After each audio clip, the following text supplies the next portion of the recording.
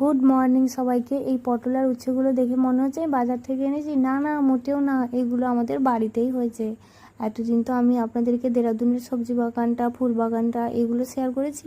এখন চলুন আপনাদেরকে আমি আমার বাড়িতে যে বাগান তৈরি করেছে ছোট করে, সেটাই আপনাদের সাথে তার কিছু জিনিস শেয়ার করি।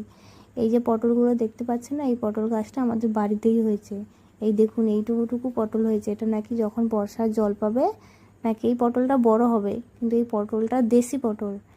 আর জানেন তো এটা পুরোই অর্গানিক, কোনো সার কোনো কিছু দেওয়া হয়নি। তবু দেখুন কত পটল ধরেছে আর কত ফুলও এসছে এখনো পর্যন্ত। আপনাদের কাদের কাদের বাড়িতে পটল গাছ আছে আমাকে অবশ্যই জানাবেন কিন্তু। আর জানেন তো আমাদের বাড়িতে শুধু পটল গাছ নেই, আরও অনেক ধরনের গাছ আছে।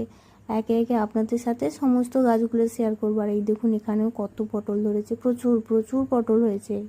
গাছটায় প্রচণ্ড পরিমাণে হয়েছে জানেন।